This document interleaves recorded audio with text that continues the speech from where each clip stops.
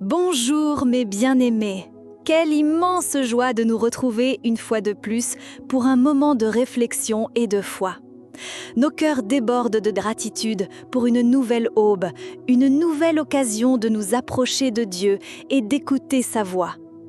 Et aujourd'hui, nous avons un message si beau et puissant à partager. Quelque chose qui va toucher profondément notre âme et ouvrir nos yeux spirituels. Alors, prenez votre Bible, préparez votre cœur, car nous allons plonger ensemble dans un passage qui nous révèle l'amour et la puissance inconditionnelle de Jésus. Lisons dans Marc, chapitre 7, versets 31 à 37. Jésus quitta de nouveau la région de Tyr, passa par Sidon, puis se rendit au lac de Galilée en traversant le territoire de la Décapole. On lui amena un sourd qui avait aussi de la difficulté à parler, et on le supplia de poser les mains sur lui. Jésus l'emmena à l'écart de la foule, lui mit les doigts dans les oreilles, puis, après avoir craché, lui toucha la langue. Ensuite, levant les yeux au ciel, il soupira et dit « Ephphatha », ce qui signifie « Ouvre-toi ». Aussitôt, ses oreilles s'ouvrirent, sa langue se délia et il parla clairement. Jésus leur recommanda de ne le dire à personne, mais plus il le leur défendait, plus il le répandait. Et rempli d'émerveillement, il disait « Il fait tout à merveille, il fait entendre les sourds et parler les muets. » Quel passage extraordinaire, n'est-ce pas? Nous voyons la compassion débordante de Jésus. Il revient à la Décapole, un lieu où il n'avait pas été bien accueilli auparavant, mais il n'abandonne personne. Il nous enseigne la persévérance dans l'amour et la seconde chance qu'il nous offre toujours. Et les gens, avec une foi simple et sincère, lui amènent un homme sourd et quasi muet. Ils croyaient au pouvoir de Jésus pour transformer les vies. Et voilà une leçon essentielle pour nous, l'importance d'intercéder les uns pour les autres, d'amener ceux que nous aimons aux pieds du Seigneur. Jésus prend alors l'homme à l'écart. Il ne le traite pas comme un cas de plus, mais comme un individu précieux, digne d'attention et de soin. Il touche ses oreilles et sa langue, un geste de connexion, d'éveil de la foi.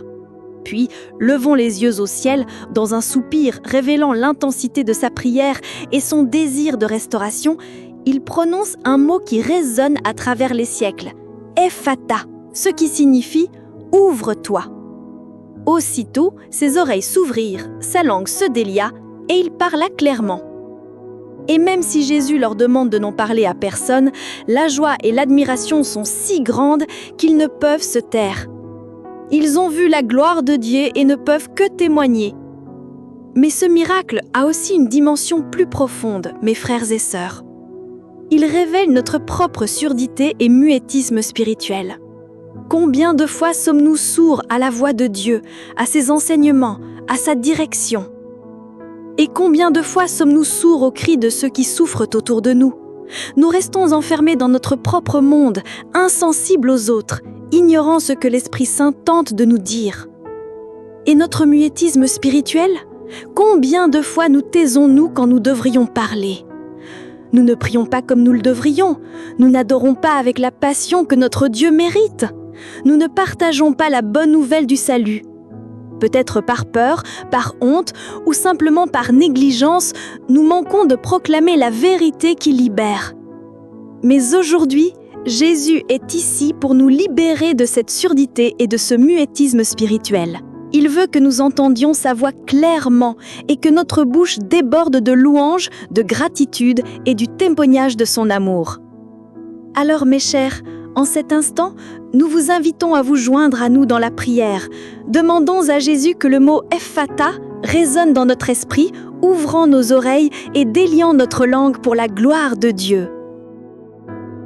Père Céleste, au nom de Jésus, nous venons à toi avec humilité et foi.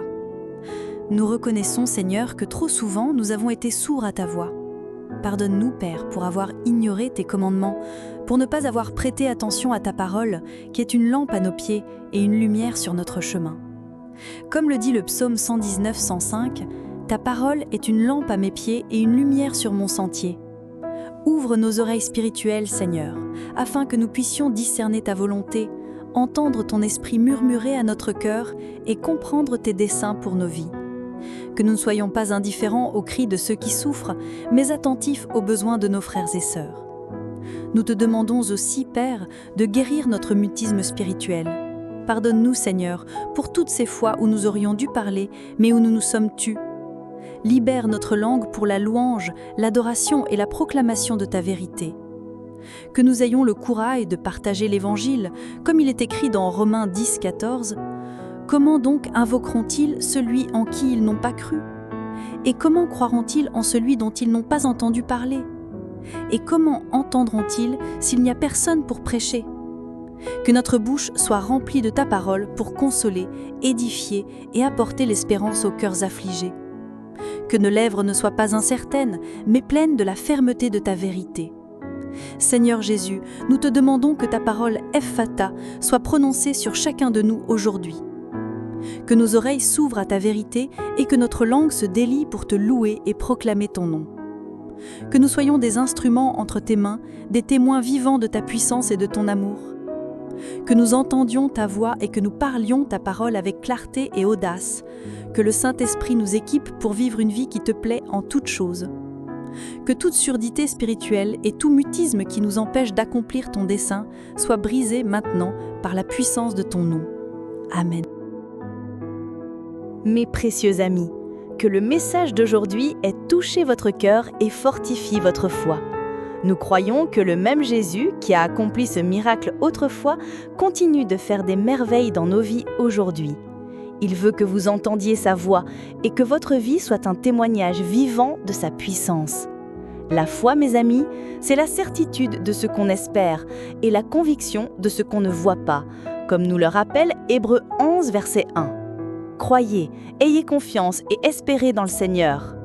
Si ce message a parlé à votre cœur, n'oubliez pas de laisser un j'aime, de vous abonner à notre chaîne pour ne rater aucun contenu inspirant et de partager cette vidéo avec vos amis et vos proches. Aidez-nous à répandre la parole de Dieu à encore plus de personnes. Laissez également vos intentions de prière dans les commentaires. Nous voulons prier avec vous et pour vous. Que la grâce de notre Seigneur Jésus-Christ, l'amour de Dieu et la communion du Saint-Esprit soient avec chacun de vous, maintenant et pour toujours. Soyez bénis.